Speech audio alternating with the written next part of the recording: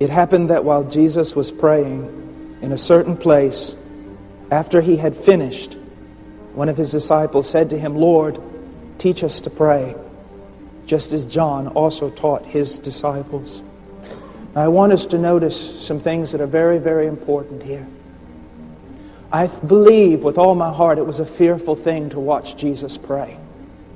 That it was an awesome event, higher than any other thing he did. Because if you notice here, it says it happened that while Jesus was praying in a certain place after he had finished, no one dared touch that ark.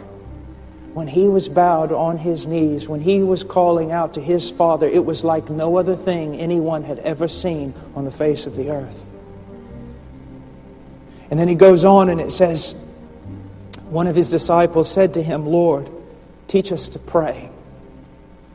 Now I find this a most amazing statement, and I find it a statement that is very, very overlooked among those who study this text. If you'll notice something very, very important, a disciple never came to Jesus and said, "Teach us to preach."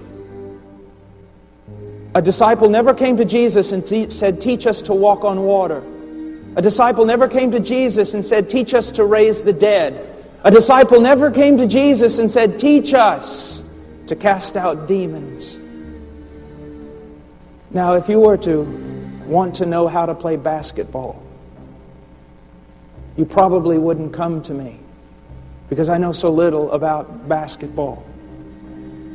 You would try to find out what my expertise truly was, and then you would ask me about that. You ask a man about his expertise. You ask a man about the thing which most impresses you about that man.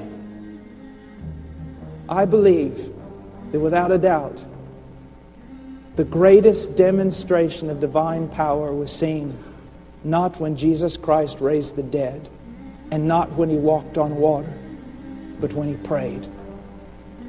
And I believe that when the disciples saw Jesus pray, they could not believe their eyes. They could not believe even what their ears were telling them. Jesus was a man of prayer. A man of prayer.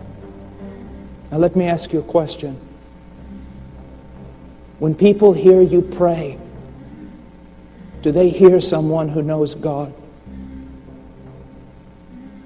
Do they hear the rhythm of a religion? Do they hear words that have been taught to you by other men? Do they hear form? Do they hear intellect? Or do they hear a man or a woman or a child who spends much time in the presence of God?